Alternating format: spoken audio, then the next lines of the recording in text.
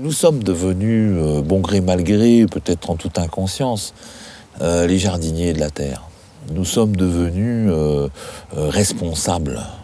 Nous avons pris, sans doute en toute inconscience, mais nous l'avons fait.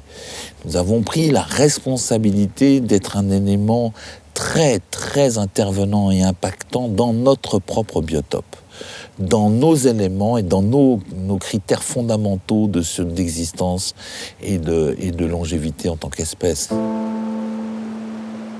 Donc, on a pris cette responsabilité, et bien dès lors, il faut l'assumer.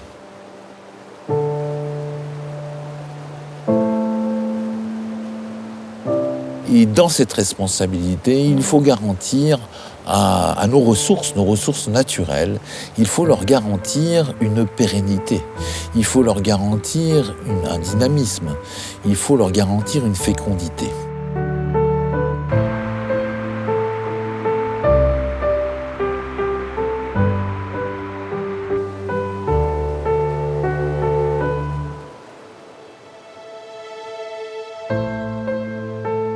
Et en ce qui concerne la rivière, comme que vous preniez l'équation, et dans quelque sens que vous la tourniez, et particulièrement en rivière alpine, une des réponses les plus efficaces qui soit, et même la seule qui puisse être apportée, son premier nécessaire, c'est l'espace qu'on laisse à la rivière. L'espace. L'espace conquis pendant des décennies, sans trop réfléchir. L'espace gagné pour construire des routes, cultiver des terres, étendre villes et villages. L'espace pris à la rivière et que l'on tente de lui redonner aujourd'hui. Par petites touches, pas à pas, pour lui redonner vie, mais aussi accroître notre sécurité, mieux faire face à ces crues. C'est dans ce projet qu'est engagé aujourd'hui le syndicat mixte d'aménagement de l'Arve et de ses affluents. Renforcer les digues là où les enjeux sont importants et les supprimer quand elles n'ont plus lieu d'être. Donc on se trouve aujourd'hui sur la commune de Samoin, au bord du Gifre, là où le SM31 est en train de porter une opération de travaux d'ampleur pour lutter contre le risque inondation sur la commune de Samoin. L'objectif des travaux, comme je le disais, c'est de lutter contre le risque inondation en venant conforter, rehausser ou créer des digues qui viendront ceinturer la commune, enfin le village, et qui permettront de protéger Samoin d'une crue centennale, puisque les ouvrages sont dimensionnés pour protéger d'une crue centennale. Donc ça, c'est l'objectif, on va dire, principal des travaux, cette protection du risque inondation. Et en parallèle, on vient aussi répondre à d'autres enjeux, que ce soit des enjeux environnementaux, puisque sur certains secteurs, on va venir démonter des ouvrages existants, des anciennes digues qui avaient été notamment construites à l'époque sarde, qu'on va venir araser partiellement, et où on va essayer de permettre au Gifre de gagner un peu en zone d'expansion de crue, donc c'est-à-dire venir s'étaler dans son lit majeur en période de crue, à la fois pour lui redonner une certaine naturalité et aussi pour tamponner les débits de crue sur les communes qu'on a à l'aval. Redonner de l'espace pour permettre l'étalement des crues. Redonner de l'espace pour permettre aux plantes, aux oiseaux et aux poissons de revenir.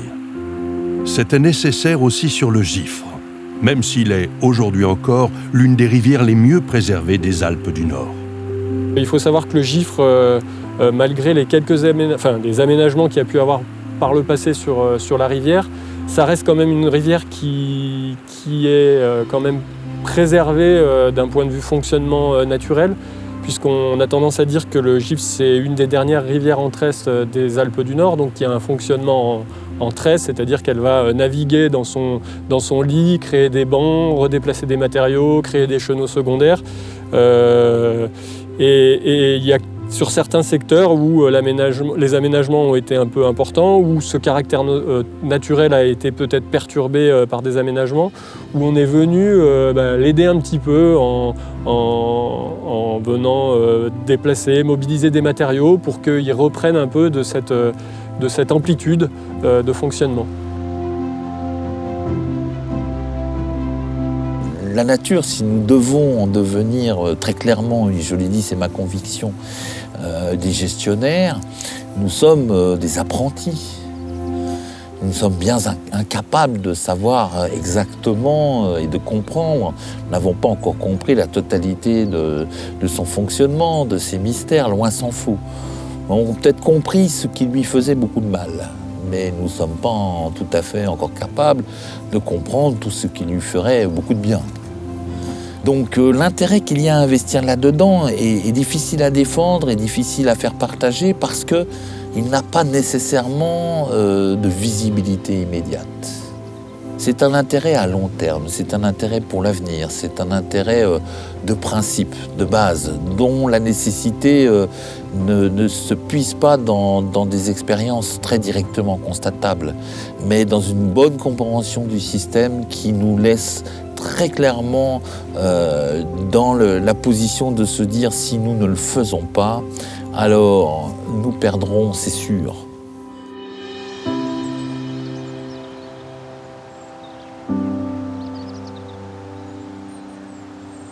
Autrefois, on coupait son bois et on plantait pour son petit-fils. On coupait le bois qu'avait planté son grand-père et dès lors qu'on l'avait coupé, on plantait pour que son petit-fils coupe. C'est-à-dire qu'on travaillait, on faisait un effort, on dépensait même de l'argent pour une génération future. Il faut reprendre conscience de cette nécessité en ce qui concerne notre responsabilité de gestionnaire de la nature au plus près de nos lieux de vie.